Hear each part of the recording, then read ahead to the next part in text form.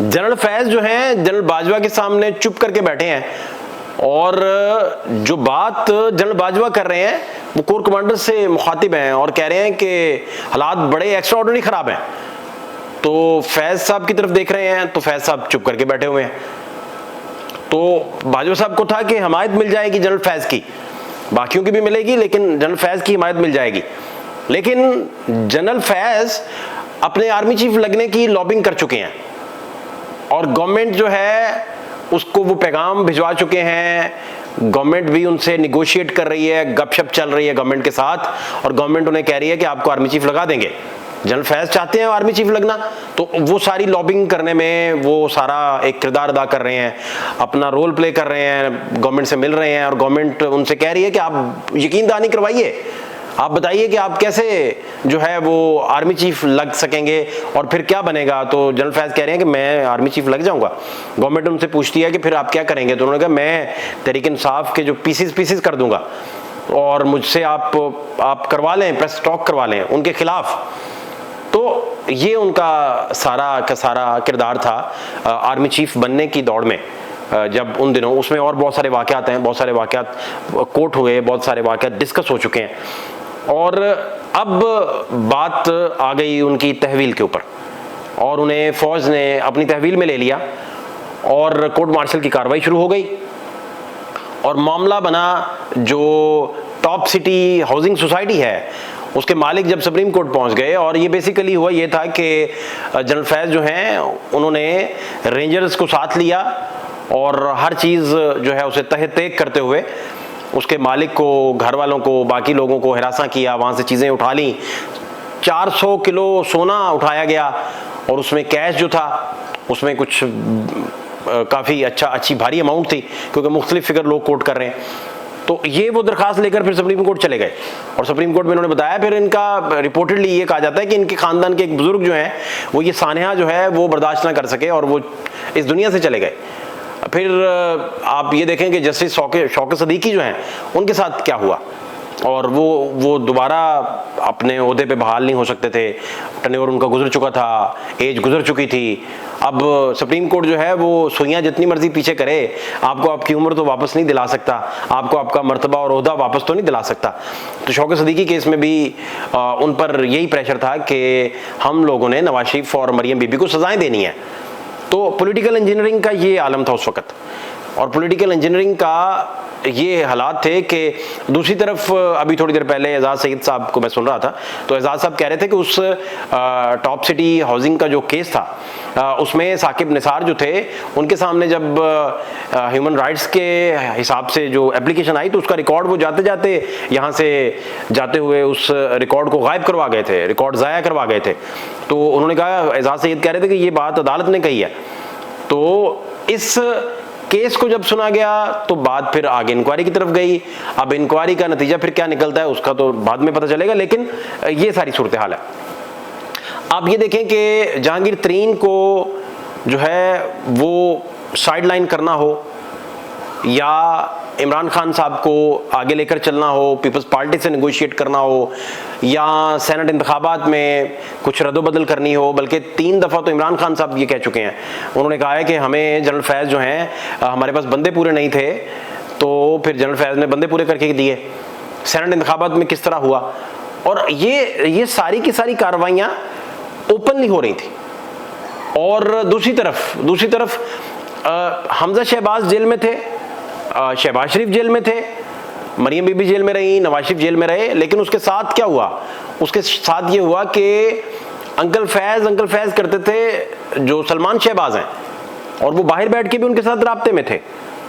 और ब्रिजिंग थी, उन्होंने ब्रिजिंग में बड़ा सलमान शहबाज साहब ने बड़ा रोल भी प्ले किया। तो वो बाहर गए, बल्कि तहरीक इंसाफ के एक रहनुमा मलिक आज़म साहब उन्होंने हमारे साथ एक इंटरव्यू में कहा था कि जनरल बाजवा ने वो टिकट्स जो हैं सलमान शहबाज साहब को अपने घर बुला के दी और जनरल फैज़ साहब से ड्यूटी लगवाई कि इन्हें फौरी बाहर लेकर जाएं, एग्जिट दें मुल्क से। एक तरफ ये है कि पूरा कुनबा जो है वो जेलों के अंदर है, लेकिन एक कुनबे के जो बासी हैं उनके साथ उनका ये रहमदिल्लाना बिहेवियर है कि उसे बाहर जाने में हेल्प आउट कर रहे हैं। और दूसरी तरफ जो बिलावल हैं वो जनरल फैज़ के साथ उनके बहुत अच्छे वर्किंग रिलेशंस थे, और इवन ब्रेक भी खबर यहीं से हुई थी, खबर की ब्रेक भी यहीं से आई थी और ब्रेक थ्रू भी यहीं से मिला था कि पीपल्स पार्टी के साथ जनरल फैज़ निगोशिएट करने गए, उनसे बात करने गए, उनके बड़ों को मिले, तो डिस्कस ये हुआ कि आप इस तरह करें कि आप किस तरह पावर में आएंगे, तो वो सारा पावर स्ट्रक्चरिंग डिस्कस हो रही थी। तो उसमें तय ये हुआ कि कुछ आयन में रद्दोबदल की जाए, कोई 18वीं तरमीम चढ़ी जाए, तो ये सारा डिस्कशन। बाद में जो पीडीएम वगैरह बनी और जरदारी साहब को गो हेड मिला, वो उस वक्त तक तो डीजीआई बदल चुके थे और सूरत हाल और थी, वो तो मामला कुछ और थे। अब प्राइम मिनिस्टर ऑफिस जो है वो समरी जब नहीं भेज रहा, तो यहाँ से कॉन्फ्लिक्ट बढ़ गया।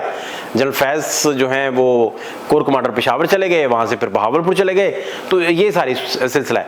आर्मी चीफ की अपॉइंटमेंट के दिनों में इस्लामाबाद में रहने वाले बहुत सारे लोग हमें बताते थे कि बहुत सारा काम जो चल रहा है उसमें जनरल फैज़ जो हैं वो अपने लिए कहाँ क्या क्या लॉबिंग कर रहे हैं, कुछ इस तरह की बातें कि वो भी आर्मी चीफ की दौड़ में इंटरेस्टेड हैं और वो भी चाह रहे हैं, और गवर्नमेंट उन्हें लूप में ले चुकी थी, ताकि गवर्नमेंट जो है अब अगर जनरल फैज़ पर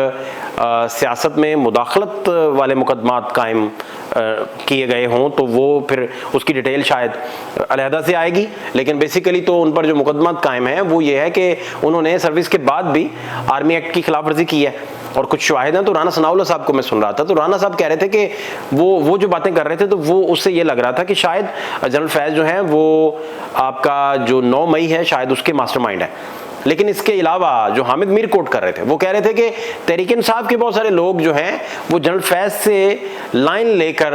जाते थे और काम करते थे, और इमरान खान साहब को बता नहीं पाते थे कि वहाँ से लाइन लेके आए हैं, और जनरल फैज़ बाय हुक और क्रुक अभी तक तहरीक इंसाफ के अंदर पेनिट्रेट किए हुए थे।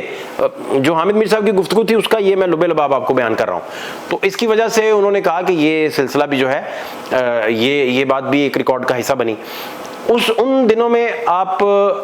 माजी के हालात ज़रा देखें तो जरदारी साहब की गिरफ्तारी हो, फरियाल बीबी की गिरफ्तारी हो, मरियम बीबी की गिरफ्तारी हो, नवाज शरीफ साहब गिरफ्तार हों, जरदारी गिरफ्तार हों, बिलावल चूँकि बच गए थे उन्हें बचा लिया गया था, दूसरा या फिर हमजा शहबाज गिरफ्तार हों, या जितनी ये पॉलिटिकल इंजीनियरिंग हुई उस सारे में कहीं ना कहीं जो जनरल फैज़ हैं उनका रोल था। अब उस रोल का जैसे ये टॉप सिटी के अंदर भी ब्रिगेडियर मुलविस हैं, दो ब्रिगेडियर भी इसमें मुलविस हैं, और 2 ब्रिगेडियर्स ने जो टॉप सिटी के मालिक थे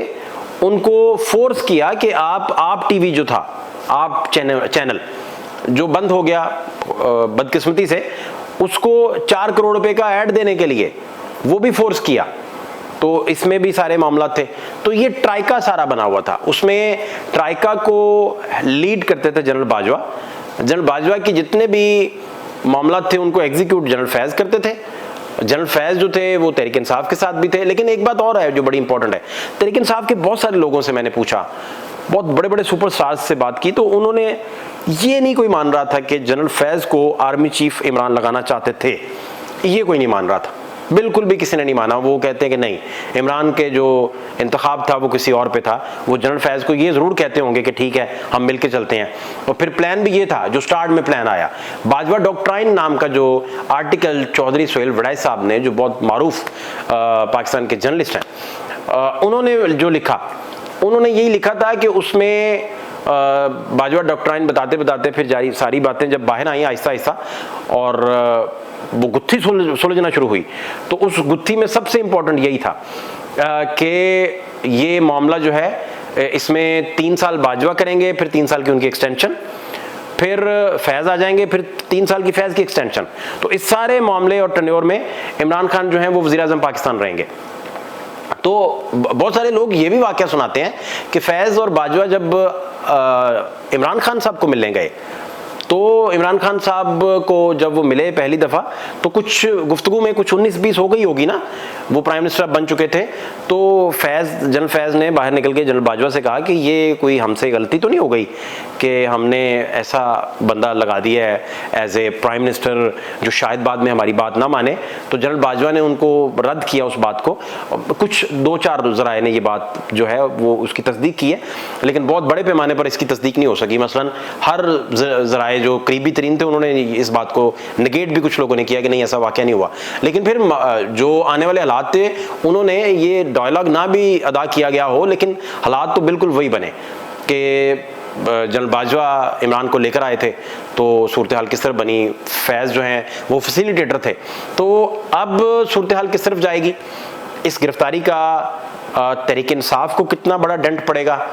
या इस गिरफ्तारी का क्या वो रीत डेवलप होगी जिस रीत के तहत सियासत में मुदाखलत करने की बिना पर ये सारे मामलात होंगे और एक लाइन लगा दी जाएगी और ये जो है अनाउंस कर दिया जाएगा कि ये पॉलिटिकल मामलात है सारे,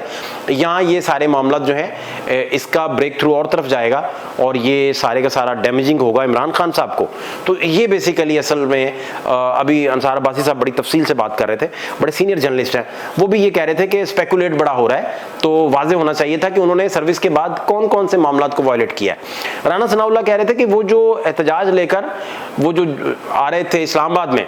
जब इमरान खान उसको लीड कर रहे थे, जिस दौरान वो हेलीकॉप्टर में कुछ इनके अफराद शाह महमूद कुरैशी समेत, परवेज खटक समेत जो है वो निकल गए थे मुज़ाकरात करने,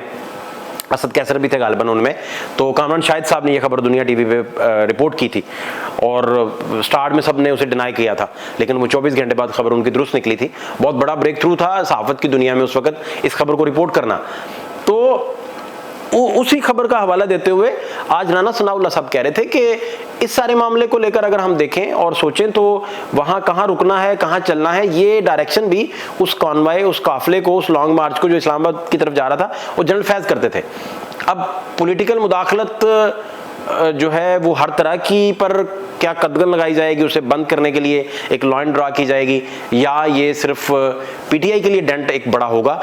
इसका फैसला तहकीकात ने चूंकि करना है और इस समत का तयन भी चूंकि तहकीकात ने करना है कि ये तहकीकात किस तरफ जाएंगी और क्या इन तहकीकात का दायरा वसी होगा। अगर जनरल फैज़ पर यह इल्ज़ाम है कि उन्होंने आर्मी चीफ बनने की लॉबिंग की है, तो जनरल बाजवा पर सिटिंग गवर्नमेंट इल्ज़ाम लगाती रही। हामिद मीर रिपोर्ट करते रहे कि शहबाज शरीफ साहब पर के पास शवाहिद मौजूद हैं कि जनरल बाजवा जो हैं वो इस सारे मामले को लेकर मार्शल लॉ इंपोज करने की धमकियां देते रहे और शहबाज शरीफ साहब के बहुत करीबी दोस्तों को और करीबी लोगों को पता है कि किन के जरिए ये इस तरह के मैसेजेस आते रहे। तो क्या ये दायरा फिर बढ़ेगा या यहीं तक होगा। जनरल ज़ियाउद्दीन भट्ट इससे पहले प्रेसिडेंट था जिन्हें अरेस्ट किया गया था, लेकिन वो तो आर्मी चीफ लगने की वजह से, और उन्हें खैर डीजीआई होते नहीं पता था कि मुशर्रफ जो हैं और उनका जो पूरा का पूरा जनरल महमूद और जनरल अजीज़ और सारा पूरा एक उनका जो टीम है वो किस तरीके से डीजीआई का पीछा भी कर रही है और उसको टेप भी कर रही है और उसकी हर चीज़ की इंफॉर्मेशन का भी पता है। लेकिन अब आने वाले दिनों में पता चलेगा कि ये गिरफ्तारी जो है ये क्या सिमत जो है वो इख्तियार करती है। कल के दिन हम इस पर इसके पॉलिटिकल इम्पैक्ट पर लाजमी बात करेंगे कि इस सारे मामले का पॉलिटिकल इम्पैक्ट जो है वो क्या बनेगा। जनरल फैज़ जो है उन्हें गिरफ्तार कर लिया गया है और कोर्ट मार्शल की जो कार्रवाई है ये चीज़ को 3 स्टेज में होती है। पहले कंप्लेन आपके सामने आता है, फिर उसे आप एविडेंस की तरफ लेकर जाते हैं और तीसरे मरहले में फिर सबसे बढ़कर इसमें कैद भी होती है, कैद बामुशक्कत भी शामिल है। उसमें डिपेंड करता है कि आपने जुर्म क्या किया है और आप पर जो फर्द जुर्म आयद होगी उसको देखते हुए ये फैसला होगा कि फिर इसकी सज़ा का क्या तयन किया जाएगा और क्या ये दायरा जो है ये मज़ीद बढ़ेगा या यहाँ तक रुक जाएगा। आने वाले दिनों में मज़ीद इस पर अपडेट भी करेंगे। फात शहबाज खान को इजाज़त दीजिए, अल्लाह ने के पान।